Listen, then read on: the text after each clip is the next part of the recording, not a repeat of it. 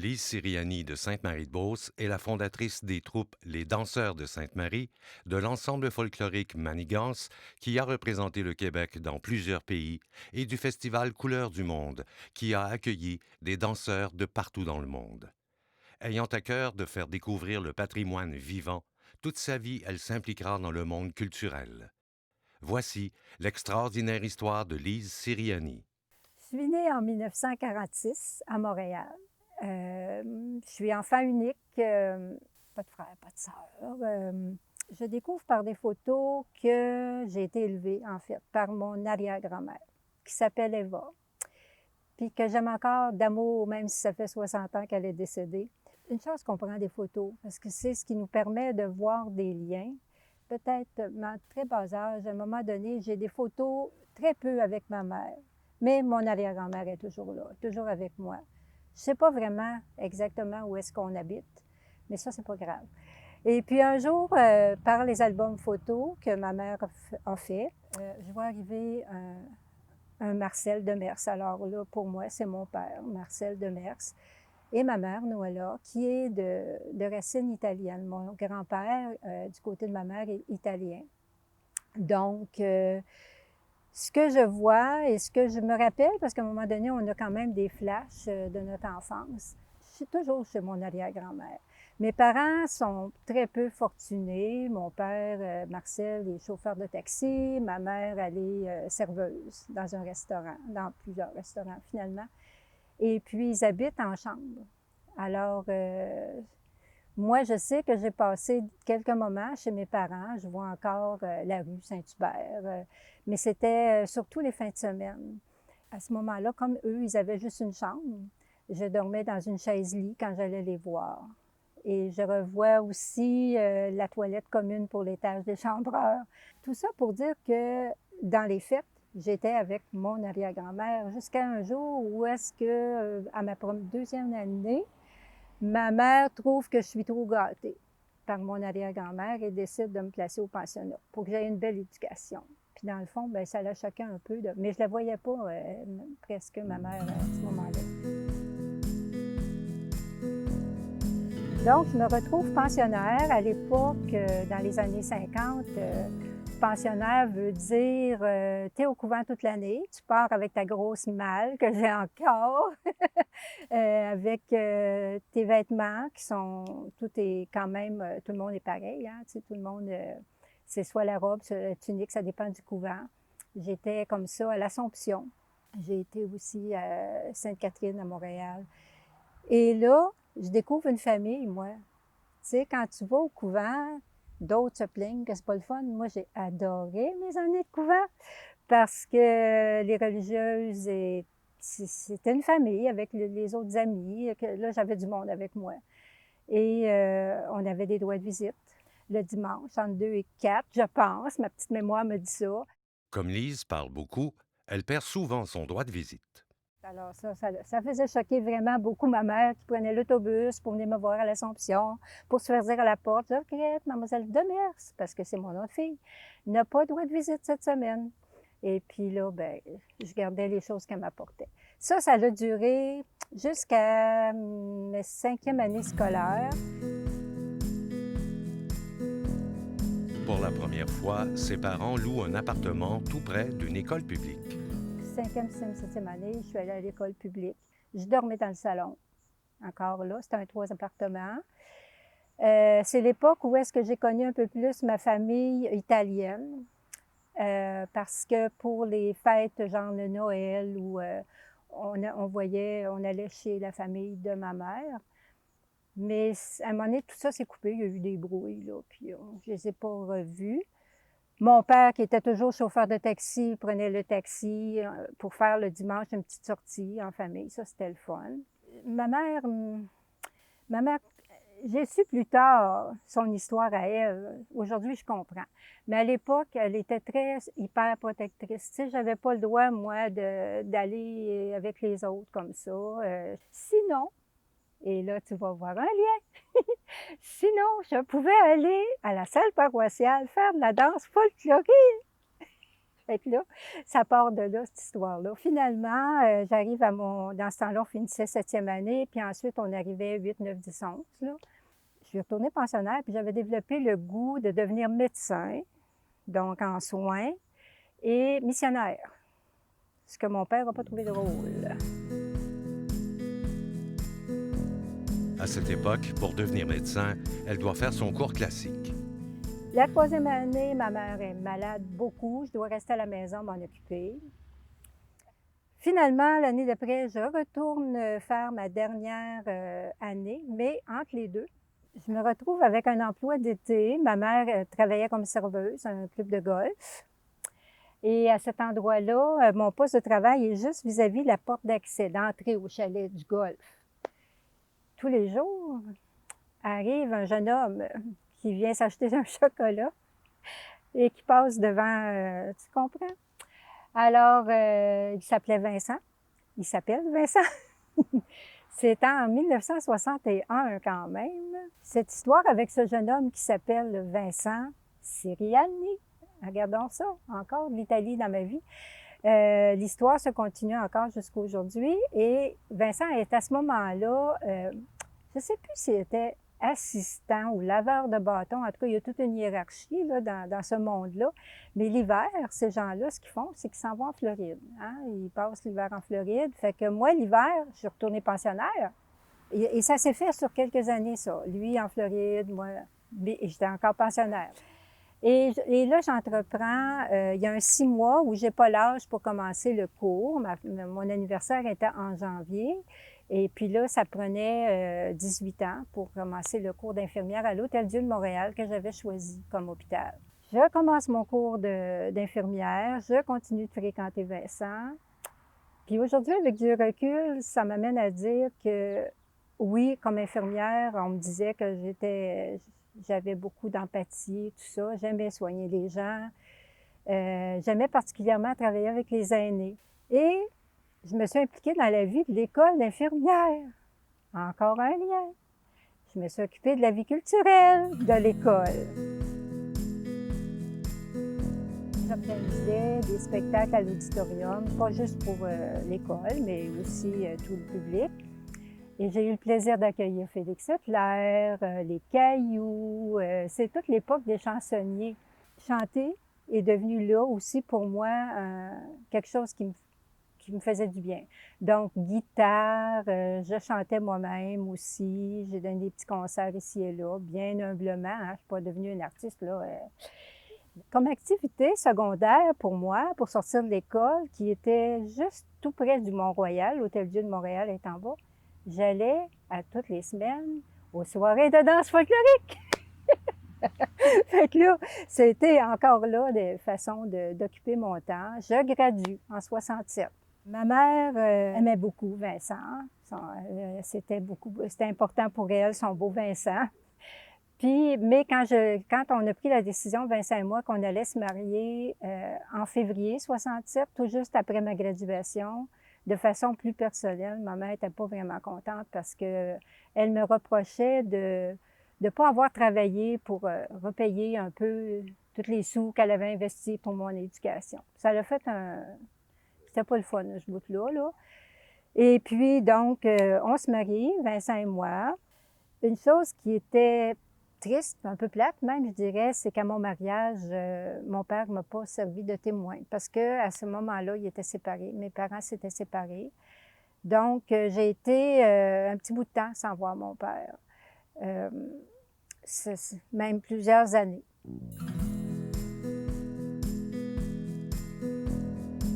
Pour leur plus grand bonheur, leur première fille, Brigitte, vient au monde. Et ensuite, Vincent, lui, a changé d'emploi entre-temps. Il a travaillé à différents endroits, ce qui faisait on déménageait un petit peu là, à cette époque-là. En 1969, on est rendu à Ville-la-Salle et on a une deuxième fille qui s'appelle Martine Siriani. Et Vincent a un emploi à ce moment-là à l'île des Sœurs. Et puis, moi, j'obtiens un emploi comme infirmière à l'hôpital général Christ-Roi de Verdun, qui n'est pas très, très loin de là où on habite. Je travaille, c'est une époque, il n'y a pas beaucoup de système de garderie à cette époque-là. Donc, Brigitte a 16 mois quand Martine naît. Ça fait des petits bébés aux couches et tout ça. Et je travaille de soir, de nuit. Le matin, j'arrive, les 2 bébés sont en forme, je dors très peu. Et un soir, en m'en allant travailler de nuit, pour me rendre à mon travail, à l'hôpital Christ-Roi de Verdun, je passe toujours par un raccourci. Je travaille de nuit, donc c'est moyennement éclairé et le chemin que je prends est comme glacé et je perds le contrôle de la voiture. J'ai un accident, pas face à face avec une voiture, mais avec un énorme banc de neige. On est vers le printemps, là. Et puis, ça m'amène ça à prendre un arrêt de travail, évidemment. J'ai une commotion cérébrale et les conséquences de ça vont durer plusieurs mois. J'ai un problème avec un œil, donc je me retrouve avec les deux yeux fermés pour éviter des problèmes. C'est pas facile. Et pendant cette période-là, Vincent a une autre opportunité d'emploi. On se retrouve, et surtout avec un lieu de résidence à Sainte-Dorothée. Et là, on se retrouve donc là pour 2 ans de plus. Encore un lien que je trouve pas si pire, c'est que ma mère, elle tenait une boutique de couture, un magasin. Et je travaillais à temps perdu, je tricotais des commandes pour elle. Et elle est venue, pour toutes sortes de circonstances, s'établir chez nous, dans notre maison.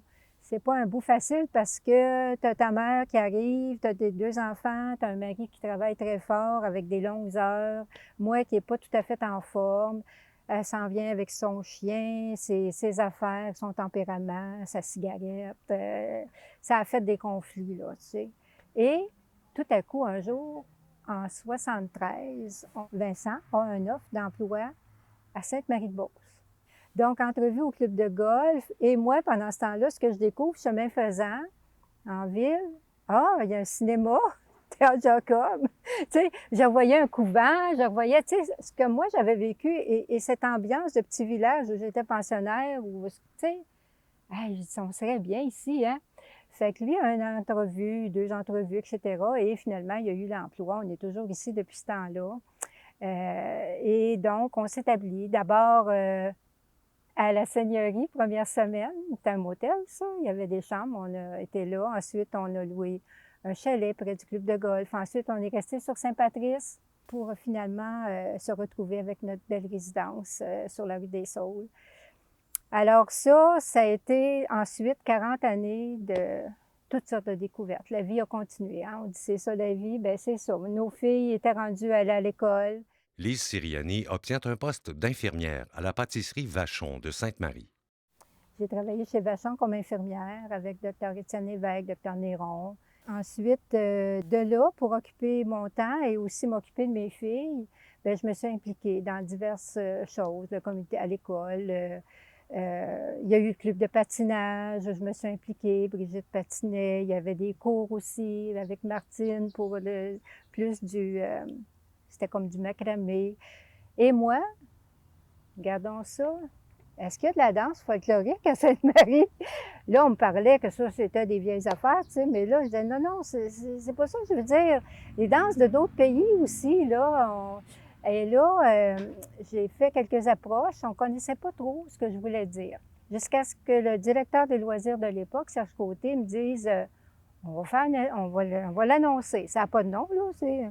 À la première inscription, il est venu 16 jeunes, puis là, j'ai dit, c'est parce qu'ils savent pas c'est quoi. J'aimerais les rencontrer, les jeunes, et en tout cas, on a fait un peu de promo là-dessus. On a fini l'année avec 64 enfants. Ça s'est appelé les petits danseurs de Sainte-Marie. Il y a encore des gens qui appellent ça comme ça. Ça dure encore. Ça fait 45 ans avec l'année qui va commencer. Et Manigance est né aussi. Mais moi, à travers tout ça, tu sais, je vois les liens, danse folklorique, là, qui est arrivé là. Ensuite, je me suis impliquée comme infirmière avec l'ambulance Saint-Jean aussi. Faire des petites chroniques avec eux autres, faire du bénévolat aussi. Et jamais m'impliquer, jamais rendre service, jamais ça être utile. Fait que j'ai essayé de le faire du mieux que j'ai pu à travers toutes sortes de choses. La famille Siriani coule des jours heureux et Lise devient enceinte une 3e fois. On avait hâte d'avoir ce troisième bébé. Jusqu'au jour où on approche de l'accouchement. En fait, on est rendu dans les jours probables d'accoucher et il y a quelque chose de bizarre qui se passe, qui m'amène chez le médecin. Quand j'ai vu son visage et qui me dit « il y a quelque chose qui ne va pas là », et je n'entends rien, tu t'en vas tout de suite à l'hôpital. Et à l'hôpital, le médecin qui était de garde en obstétrique m'examine, fait tout ça, puis qui me dit il est mort ce bébé-là, madame. Demain matin, on va vous provoquer. » Puis c'était plate, là. Tu sais, vraiment, écoute, j'ai broyé, broyé. Même qui me dit vous pouvez aller manger si vous voulez, sortir, revenir, tu sais. Ah!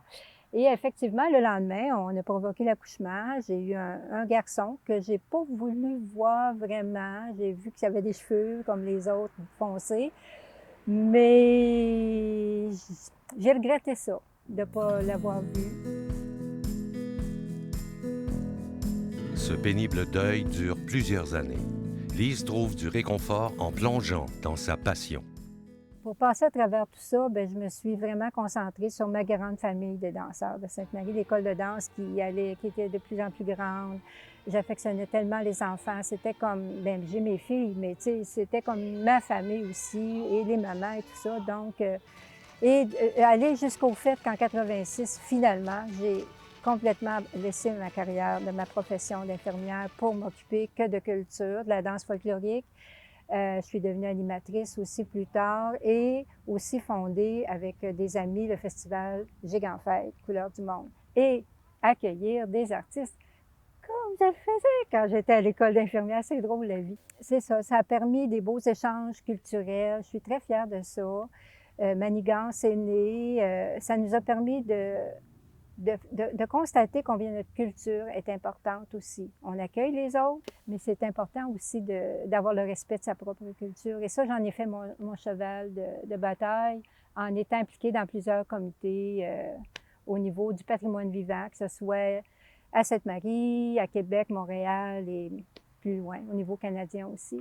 Et là, un jour, justement, par rapport à ça, on est choisi, Manigance, pour aller danser, représenter le Canada au Japon, à Osaka.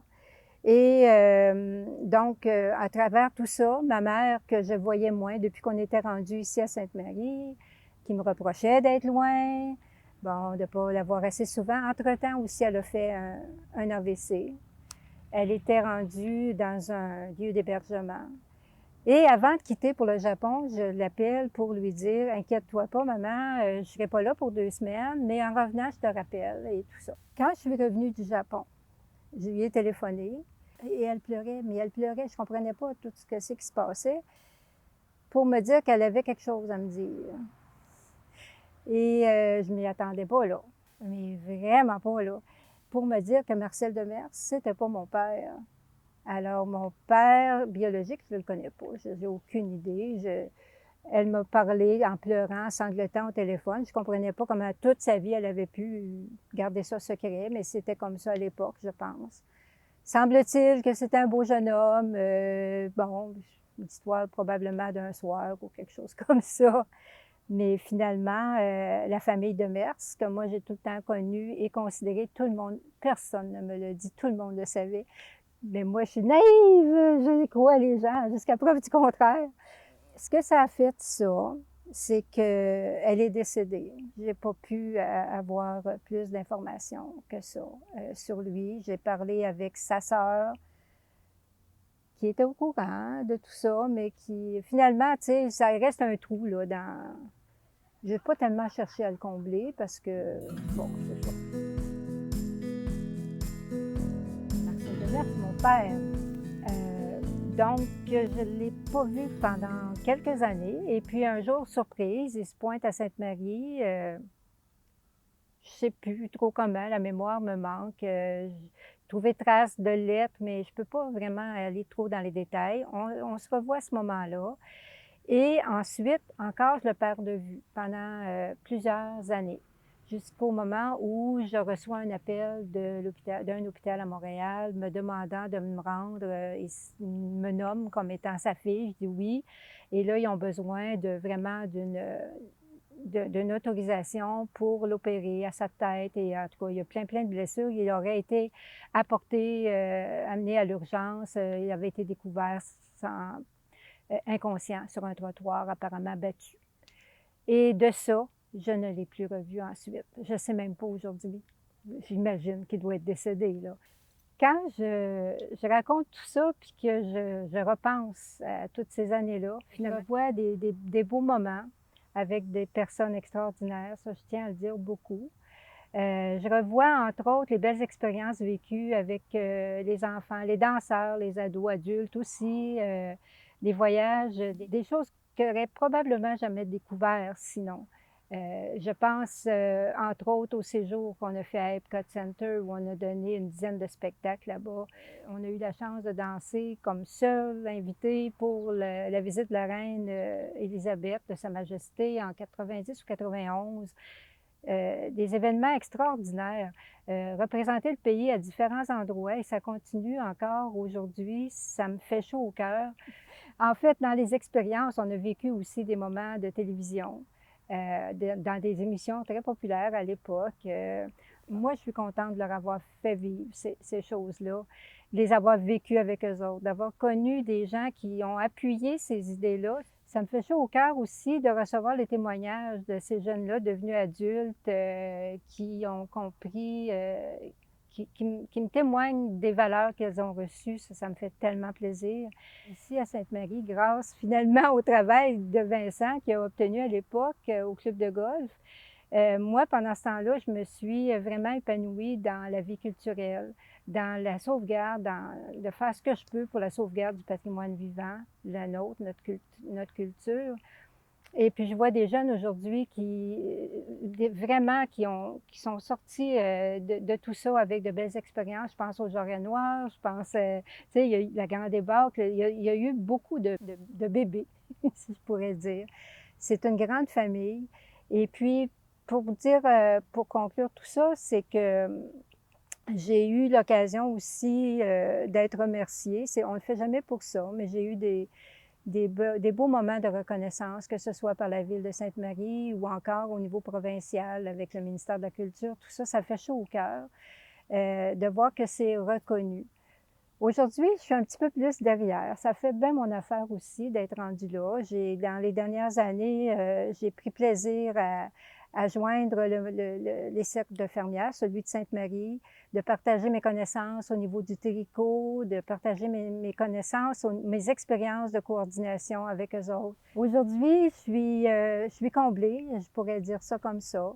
Je pense que j'ai apporté ma contribution du mieux que j'ai pu à la Ville de Sainte-Marie. J'ai une belle famille, mes 2 filles, mes 4 petits-enfants que j'adore. Et puis, peut-être que je serai arrière-grand-mère à un moment donné, je le souhaite. Mais c'est ça la vie, on ne sait jamais d'avance. Lise Siriani a toujours été avant-gardiste, créative, passionnée et généreuse. Elle a excellé dans la mission qu'elle s'est donnée de transmettre notre culture québécoise et de la valoriser. Son besoin d'être entourée et de s'occuper des autres l'ont menée à de grands accomplissements pour le bénéfice de ceux qui l'ont côtoyée. Elle fut une excellente ambassadrice pour sa ville, sa région, le Québec et le Canada. C'est ça la vie.